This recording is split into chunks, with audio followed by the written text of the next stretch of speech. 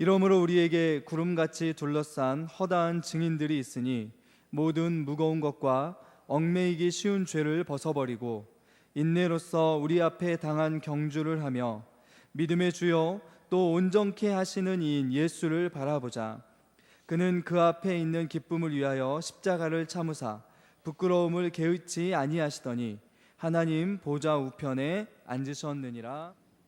목회를 이미 은퇴한 저를, 또 부족한 저를 오늘부터 우리 전주 서문교회 설교 목사로 우리 서문교회 당회가 불러주셔서 오늘부터 공식으로 후임 목사님이 오셔서 이제 위임할 때까지는 제가 설교를 하기로 했습니다.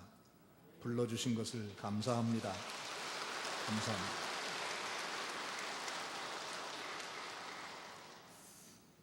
그동안 매주마다 설교 목사님을 찾느라고 우리 장로님들이 참 수고 많이 하셨을 텐데, 이제 제가 그 수고는 일단 덜어드리겠는데 그 이상을 해야 할 텐데 그런 부담감을 가지고 있습니다. 그저 주일날 설교하는 목사라고만 생각하지 마시고 당분간은 서문교회 목사다, 그렇게 마음을 가지시고 기도해 주시고, 또 당분간 저도 이제 서문교회 교인입니다. 그래서 서문교회를 위해서 제가 가진 역량 쏟아보겠습니다. 그래서 훌륭한 목사님, 정말 우리 교회에 꼭 많은 목사님이 오시는데 저도 한번 할 수 있으면 일조를 하고 그렇게 하겠습니다. 그래서 기도해 주시기를 바랍니다. 오늘 제목은 예수를 바라보자 하는 제목입니다. KBS, ETV에서 요즘에 인기 있게 하는 그 드라마가 있는데 뭔지 아십니까? 한때는 시청률이 40%가 넘었다는데 요즘은 조금 떨어졌지만 그래도 1등이랍니다. 왕관의 식구들 보셨어요? 네, 왕관의 식구들. 그거 보니까 이름이 참 웃기더라고요. 뭐 대박이, 왕박이, 수박이, 호박이 그러는데 그 할머니는 에휴 그러면서 6.25 때 날리는 난리도 아니다 야, 그러면서 자기만 잘 좀 섬기라고 하는 그런 할머니, 그런 캐릭터고, 또 어머니는 그만 자기가 쉽사리 많이 한다고 늘 불평하는 어머니이고, 큰딸 수박이는 돈 많은 남자만 좋아하면서 그 돈 하는 그런 여자고, 호박이란 둘째 딸은 억척스런 둘째의 특징을 다 가진 그런 훌륭한 딸이고, 근데 그 중에 그 집의 문제를 수습하는 사람은 딱 하나인데 가장인 그 왕봉이라는 사람입니다. 그분은 참 항상 골치가 아파요. 온 식구들의 문제를 항상 혼자 수습해야 되는데 그분이 가운으로 써놓은 게 뭐냐면 입장 바꿔서 생각하라는 거예요. 입장 바꿔서. 지난해 우리 사회에 갈등이 많았죠. 여러 계층 간에, 뭐 요즘에는 그 철도 노조 문제가 제일 큰 문제였습니다만은 많은 골과 갈등이 있는데 이런 문제들을 해결하는 방법이 뭘까? 뭐 쉬운 방법이 없는 게 아닙니다. 입장을 바꾸면 되는 겁니다. 영어에서 understand란 말은 이해한다. 근데 이 understand란 말은 밑에 선다, 그 입장에 서 본다, 그런 말이거든요. 입장 바꿔 생각한다 그 말이에요. 이해란 말은 입장을 바꿔 생각한다는 겁니다. 배춧잎에서 기어다니며 배춧잎 한쪽을 갉아 먹으며 자라고는 그 벌레가 배춧잎 벌레죠. 그 배춧잎 벌레는 그 배춧잎이라는 게 자기한테는 세상 전부입니다. 그보다 큰 게 없어 보이고 거기서 제 놀 터전, 제 먹을 거리가 다 나옵니다. 그 배춧잎을 갉아 먹고 크는 동안은 배춧잎이 자기의 세상입니다. 그렇게 넓은 운동장이 또 있을까 싶었을 겁니다. 근데 그게 좀 이제 커서 꼬치를 짚고 들어갔다가 나비가 돼 나와서 하늘을 날기 시작하면 그 배춧잎 한 장은 그건 참 너무 시시한 거고, 그 저희 배추밭도 별것도 아니고 옆에 운동장도 있고 저 넓은 노른 들판도 있고 크지 않습니까? 이 눈높이가 달라지니까 보이는 시야가 다르고 시야가 달라지니까 생각이 달라지죠. 생각이 달라지죠. 그래서 우리가 이 바라보는 대상, 바라보는 시각, 이게 달라지면 생각이 달라지는 겁니다. 배춧잎 갉아 먹을 때의 그 벌레의 생각과 나비가 되어서 온 동네를 날 때의 생각이 같을 리가 없는 거지요. 눈높이가 달라지니까 생각이 달라진 겁니다. 그것처럼 우리가 이제 좀 보는 면, 이 시각을 달리할 필요가 있다는 겁니다. 새해는 우리 모두가 시각을 달리해서 보기 시작하고, 그렇게 생각을 바꾸고 입장도 바꾸고 그렇게 문제를 풀어가는 한 해가 되기를 바랍니다. 우리 생각이 그래요.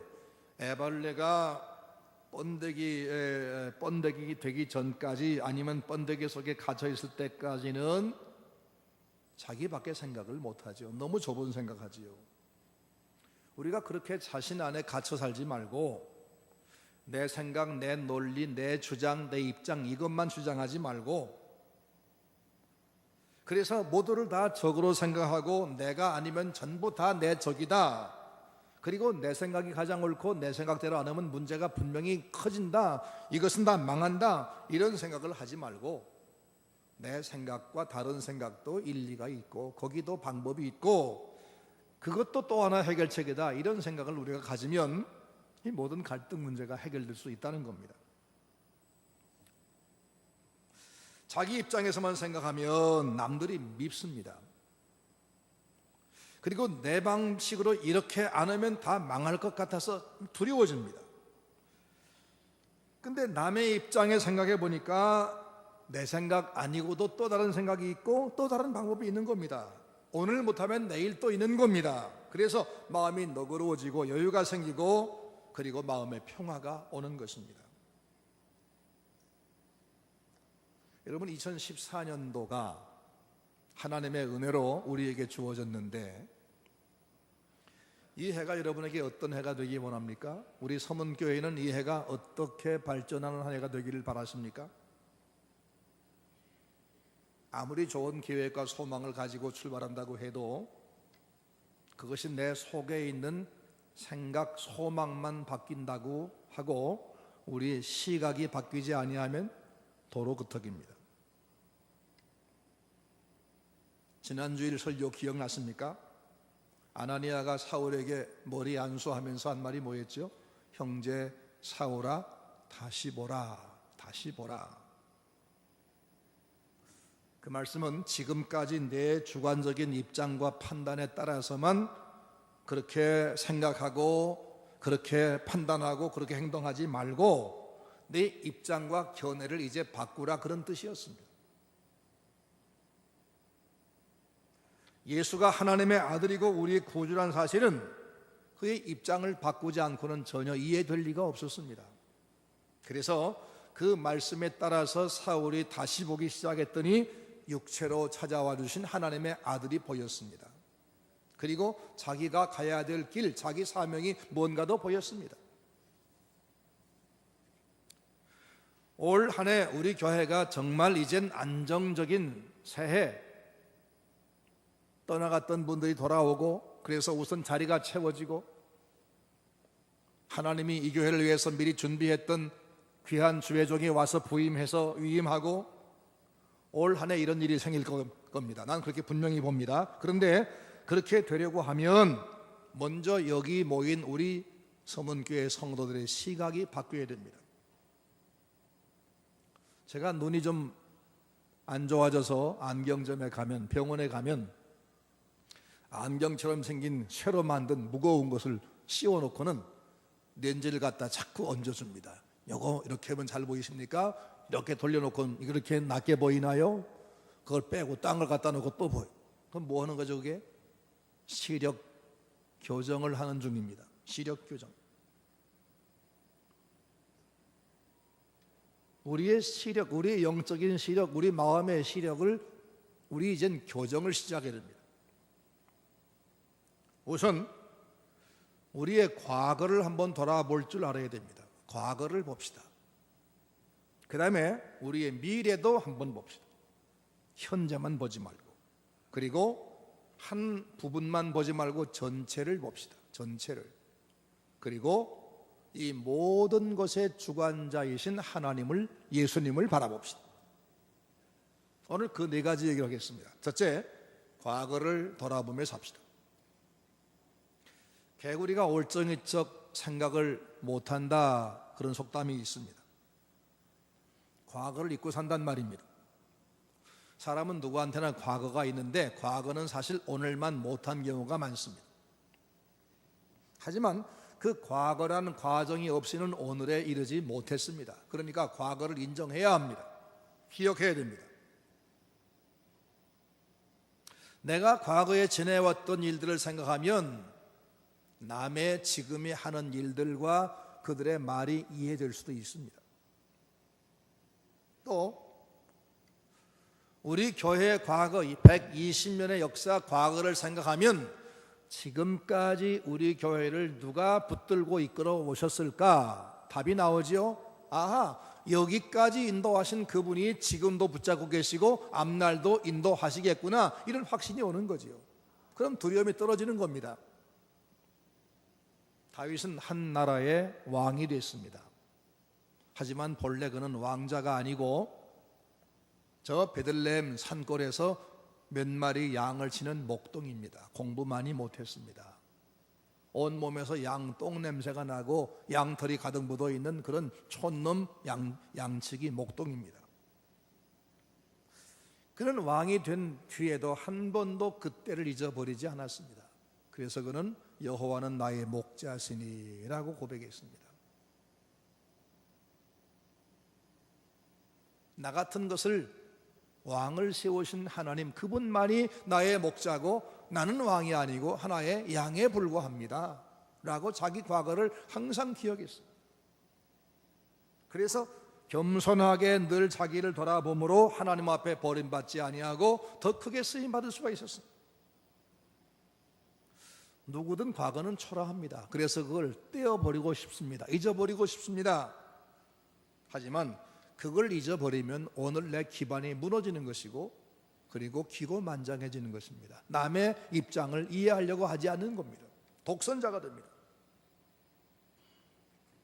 1절 말씀 보니까 우리에게는 구름같이 둘러싼 허다한 증인들이 있다라고 했습니다.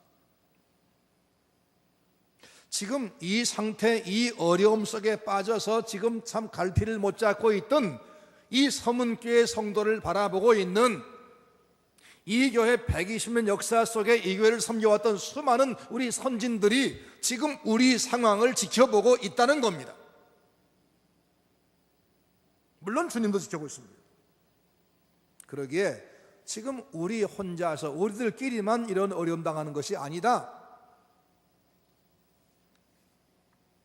그 수많은 선배들이 만약 우리에게 뭔가를 해줄 수 있다면 무슨 말이 되겠습니까? 두려워하지 마시오. 지금까지 이 교회를 이끌어온 분이 하나님이셨습니다. 이 교회는 주님의 교회입니다. 두려워하지 마세요. 역사를 영어로 히스토리라고 합니다. 떼어쓰기를 해서 좀 나눠보면 히스 스토리가 됩니다. 그의 이야기입니다. 역사는 나 혼자 얘기가 아니라 그들의 이야기, 우리 전부 이야기입니다. 그 역사에 내가 편승한 겁니다. 과거 살았던 많은 그 수많은 사람들 이야기가 바로 오늘 나의 이야기로 이어지고 있는 겁니다. 과거 그 수많은 성도들의 눈물과 땀과 봉사와 인내가 오늘 우리 교회의 120년 역사를 만들어간 겁니다. 그러므로 과거를 보면서 과거에도 지금 못지아니하게 힘든 때가 있었어. 근데 그때 우리 선배들이 다 인내와 충성으로 교회를 섬겨서 여기까지 온 거야. 우리가 이걸 못 이길 것이 없어. 용기를 내시고 격려를 얻으시고, 그리고 다른 사람 약자 입장도 이해하시면서 그렇게 과거를 보는 여러분 되시기를 주의 이름으로 축원합니다. 이것만 봐도 생각이 좀 달라집니다. 두 번째는 미래를 보십시다.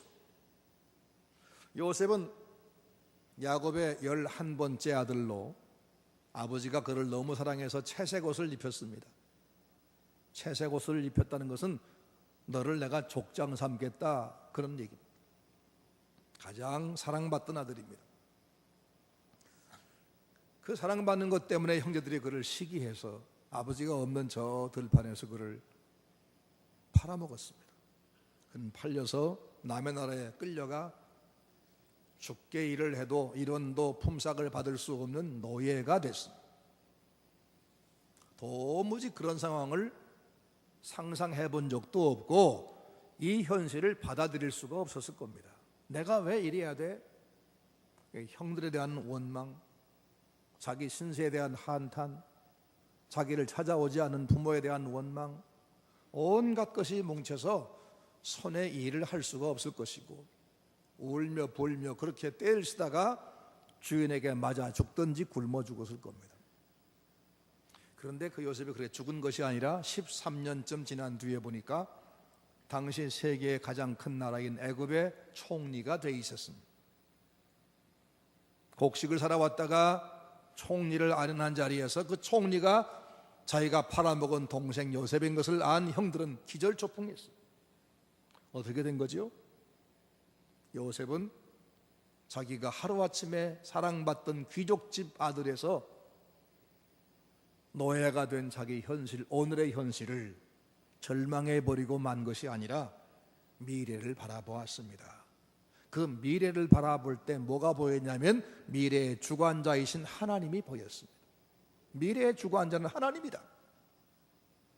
그 하나님 앞에서 지금 내가 어떻게 살아야 하느냐? 오늘 내가 하나님 앞에서 어떻게 행동을 해야 내게 복된 미래를 주시느냐?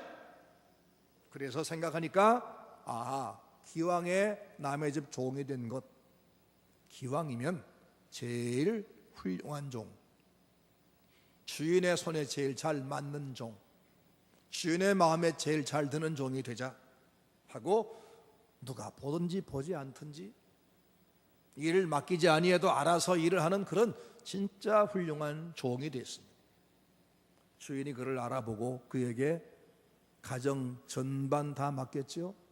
감옥에 갔는데 감옥에는 전반 일을 다 맡겼죠. 그게 다 뭐 때문입니까? 미래를 보았기 때문이에요. 미래를 볼 때 미래 그냥 단순하고 막연한 미래를 본 것이 아니라 미래의 주관자 하나님을 기대고 하나님을 본 것입니다. 그랬더니 하나님이 어디로 가든지 형통하게 하시더니 마침내 애굽의 총리가 되게 하시고 그 애굽의 총리를 삼음으로써 애굽 백성들 전체를 7년 흉년에서 건지게 하시고 자기 가족을 전부 데려다가 가장 좋은 땅을 분양받아서 거기서 번성하도록 터전을 마련하게 하시고 그러죠? 이건 뭐 쓰레기 더미에서 장미가 핀 정도가 아니에요. 이거 말할 수가 없습니다. 바로 이것이 미래를 바라보는 사람, 미래의 주관자 하나님을 바라본 사람의 역사입니다. 여러분 12절 말씀 보니까 예수님을 설명하기를 그분은 자기 앞에 있는 즐거움을 위해서 부끄러움을 개의치 아니하셨다 그랬어요. 십자가 지는 일이 하나님에게 가당치도 않은 일이고 요셉이 남의 집 종된 것보다 훨씬 더한 것이 천지를 창조한 하나님의 아들이 인간에게 매를 맞고 조롱을 당하고 침뱉으면서 당하면서 대신 죽으신 그 일입니다. 그런데 그 창피스러운 일을 부끄러움 개의치 아니하고 하나님이 이루실 인류 구원의 미래 큰 일을 바라보면서 감당했다는 겁니다. 그 예수를 바라보자 그랬어요. 그분뿐 아니라 히브리 11장 말씀 보니까 우리가 흠모하는 모든 신앙의 선진들을 쭉 열거한 다음에 이분들 모두가 다 자기의 본향을 바라보았다라고 설명했어요. 미래를 보았다는 겁니다. 여러분, 때로 오늘 우리의 현실은 암담할 수가 있습니다. 때로 오늘 우리 현실은 원망할 대상이 많고 누구 때문에 내가 이렇게 됐다고 할 수도 있습니다. 그와 싸우는 것이 우리에게 제일 큰 일처럼 보일 때가 있습니다. 그러나 그게 전부가 아닙니다. 때로는 싸우기도 하시고 고난 속에도 빠뜨리지만 그 고난은 때로는 나를 더 연단하고 나를 더 바르게 하고 나를 더 새로운 곳으로 옮겨놓기 위한 하나님의 방법일 때가 성경 보면 많습니다. 이걸 믿으시기 바랍니다. 그래서 오늘 어려움, 오늘의 이 답답함, 오늘의 이 부끄러움, 이것들만 바라보지 말고 내일을 바라보면서 승리하는 여러분 되기를 주님의 이름으로 축원합니다. 세 번째로 전체를 보십시다. 전체를 보자는 말은 숲의 나무 한 그루만 보지 말고 숲 전체를 보자는 얘기입니다. 한 토막만 보지 말고 전체를 다 보자 그런 얘기입니다. 전체를 보려고 하면 어떻게 되느냐? 좀 떨어져야 됩니다. 떨어져요. 그래서 멀리서 보면 더 넓게 보이고 높은 데 올라가 보이면 더 많이 보입니다. 우리가 높은 산에 올라가면 힘들게 산에 올라가서 저 아래 보면 기분이 상쾌합니다. 땀 흘려서 기분도 좋아지지만 더 좋은 것은 그렇게 커다란 건물도 성냥갑만하게 보이고 그 세상에 커 보이던 것들이 다 발 아래로 작게 보이기 때문에 괜히 마음이 넓어져서 그런 겁니다. 시야가 트이면 기분이 좋아집니다. 넓게 보면은 생각이 넓어집니다.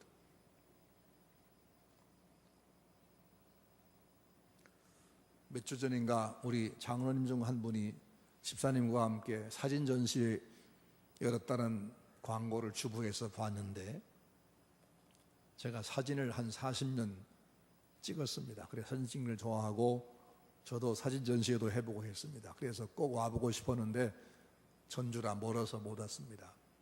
근데 사진 찍는 사람들에게는 앵글이라는 것이 있습니다. 저 찍고 싶은 피사체 그것과 같은 눈높이에서 찍는 것을 미들 앵글이라고 하고 그것보다 밑에서 이렇게 올려다보고 찍는 것을 로우 앵글, 위에서 내려다보고 찍는 것을 하이 앵글 그러죠. 근데 똑같은 피사체인데도 똑같은 사람인데도 렌즈가 어느 쪽에서 보느냐에 따라서 영 다르게 보이는 겁니다. 멀리 떨어지면 큰 것도 작아 보입니다. 가까이 보면 작은 것도 커 보입니다. 그러죠. 그러니까 좀 시선을 떼어보면 됩니다. 그러면 전체가 보이는 겁니다. 멀리서 보면은 별것 아닌 걸 가지고도 우리가 너무 목숨을 건 것이 많습니다. 리처드 칼슨이라는 사람이 우리는 사소한 것에 목숨을 건다 그런 책을 썼습니다. 그 책이 엄청 팔렸습니다. 공감이 갔기 때문입니다. 어떤 의사가 죽었다가 살아났다는 그런 경험을 가진 사람들을 모아서 그들을 인터뷰하고 그 내용을 책으로 만들었는데 그 공통점이 뭐냐 하면 죽었다가 살아난 경험을 했다는 사람들이 거의 공통적으로 한 말이 뭐냐면 자기가 죽어있는 자기를 저 위에서 봤다는 겁니다. 자기가 죽어있는 자기를 보았고 자기가 죽으니까 식구들이 울고불고 하는 것도 봤다는 겁니다. 어디 터널 같은 데를 갔다가 왔는데 깨어보니까 내가 다시 살아났더라. 무슨 얘기냐면 내가 내 밖에서 나를 객관적으로 보는 경험을 했다는 얘기입니다. 나를 내가 객관적으로 볼 수 있는 경험을 했다. 굉장한 경험이죠. 중세 신비주의자인 에카르트라는 사람이 초연이란 말을 했어요. 초연. 그는 초연이야말로 신앙의 가장 높은 단계다라고 했어요. 다시 설명해 드리자면 겸손이나 사랑이나 헌신보다도 초연이 더 높은 단계의 신앙의 모습이다. 맞다고 봐요. 나 자신을 벗어나지 못하고 나에게 얽매이면 내 입장에만 몰두하게 되면 용서 못합니다. 사랑 못합니다. 봉사, 헌신 못합니다. 그러니까 이 초연할 수 있어야 용서도 하고 사랑도 하고 헌신도 하는 것이니까 초연이 사랑보다 헌신보다 높다 맞는 말입니다. 지금 내가 저 하늘 위에 올라가 있다고 생각하고 그리고 땅에 있는 나를 거기서 한번 보자 그 말입니다. 내가 무엇 때문에 아둥바둥 하는지, 내가 무엇 때문에 싸우고 있는지, 내가 무엇 때문에 절망하는지 그걸 보면 야, 너 그럴 거 없어. 그거 별것도 아니야. 한 박자만 늦춰봐. 좀만 마음 넓혀봐. 그러지 않겠습니까? 그러니까 내가 좀 넓게 보고 멀리서 보고 전체를 볼 필요가 있는 겁니다. 성경도 초연을 말씀했어요. 빌립보 4장 4절 5절 말씀 보니까 주 안에서 항상 기뻐하라. 내가 다시 말하노니 기뻐하라. 주께서 가까우시니라. 그렇게 말씀해요. 너희 관용을 모든 사람에게 알게 하라 그랬습니다. 너희가 세상에서 얼마나 산다고 그렇게 거기에 몰두해 아둥바둥 하느냐? 예수님 곧 오시는데 뭐가 그렇게 크냐? 좀 마음 넓히라 그 말이에요. 그게 관용, 초연 이런 얘기입니다.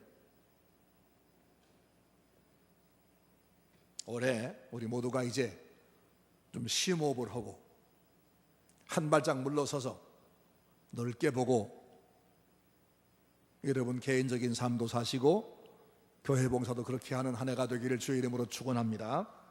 네 번째로 예수님을 바라보자. 예수님 바라보자. 2절 말씀, 우리의 믿는 도리의 사도이시며 대제사장이신 예수를 바라보자. 초점은 여기 있습니다. 예수를 바라보자. 천지를 창조하신 그 창조주신데 우리를 구원하기 위해서 일부러 우리 같은 못난 인간의 몸을 입으시고 이 땅에 오셔서 우리의 모든 희로애락을 다 경험하시고 우리의 죄를 짊어지시고 우리의 죽으셨다가 사신 예수님, 그리고 우리에게 성령을 보내어 지금도 매일 동행동거하는 그 주님, 그 주님에게 눈을 떼지 말자는 겁니다. 그 주님을 늘 추적해 바라보자는 겁니다. 사도 바울은 예수님 만나기 전 그가 사울일 때 그는 아래 땅의 것만 보았습니다. 사람이 주는 세상의 인정, 칭찬, 명예, 학위, 인기, 우리도 그렇죠? 좋은 대학 졸업하고 좋은 직장 들어가서 고액 연봉을 받고 인기를 얻고, 그게 바로 우리가 세상을 바라보는 우리의 삶의 모습입니다. 그런데 세상의 것은 가질수록 더 욕심이 생기고 인기 얻을수록 더 외로워지고, 희한하게도 그렇습니다. 인기 있는 가수들이, 배우들이 자살하는 이유가 거기 있는 겁니다. 하지만 사도 바울이 자기를 부르신 주님을 바라본 이후에는 그렇게 땅에서 사모했던 것들을 다 버렸습니다. 명예, 인기, 물질, 성공, 자랑, 그는 그것을 배설물로 여긴다. 배설물로 여긴다. 그리고 오직 한 가지만 바라보는데 예수 안에 들어와 있는, 예수에게 보호받고 있는 자기를 발견하고 싶다 그랬어요.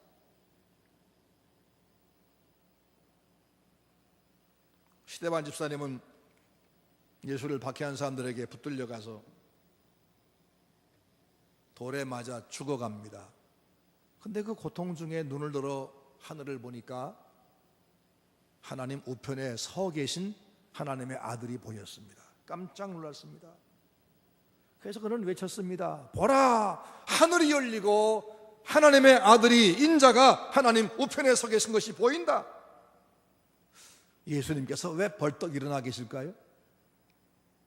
자기를 믿는 신앙을 지키기 위해서 지금 돌에 맞아 순교하는 그 스데반을 영접하기 위해 두 손 들고 서 계셨을 겁니다. 스데반은 그 주님을 바라보는 순간에 돌에 맞아 죽으면서 그 고통은 하나도 생각되지 아니하고 너무너무 주님이 좋아서 그만 웃으면서 가는데 그 얼굴이 성경에 보니까 천사의 얼굴 같더라 그랬습니다. 주님 바라보면 못 이길 문제가 없습니다. 극복 못할 문제가 없습니다. 그래서 주님을 바라보는 사람이 최강자입니다. 엘리사 선지자를 잡기 위해서 저 아람 군대가 도단성을 포위했습니다. 밤새도록 수많은 군대가 와서 도단성을 딱 포위했는데 아침에 게하시가 나가보니까 아람 군대가 엄청나게 몰려와 있는 겁니다. 깜짝 놀라서 달려 들어가서 엘리사에게 말합니다. 아, 내 주여 어찌하리까? 큰일 났습니다. 엘리사는 알고 있었습니다. 기도합니다. 주여, 저 게하시의 눈을 열어 보게 하옵소서. 하나님께서 게하시의 눈도 열어서 보게 해주셨는데 그가 다시 눈을 떠 보니까 아람 군대보다도 훨씬 더 많은 천군 천마가 그 아람 군대를 또 포위하고 있었습니다. 하나님을 보는 사람은 땅 위의 일들로 인해서 놀라지 않습니다. 절망적인 상황에서도 남들이 이해할 수 없는 용기와 평안을 얻습니다. 왜? 주님을 바라보기 때문입니다. 우리 동양의 속담에도 진인사 대천명이란 격언이 있습니다. 사람이 최선을 다한 다음에는 하늘을 바라보고 기다리자 그 말이죠. 하나님 모르는 옛날 사람들, 동양 사람들이 한 말입니다. 그런데 성경은 더 분명히 말씀했습니다. 우리의 믿는 도리의 사도이시며 대제사장이신 예수를 바라보자. 눈을 들어 하나님을 바라보며 사는 사람은 실망할 수 없습니다.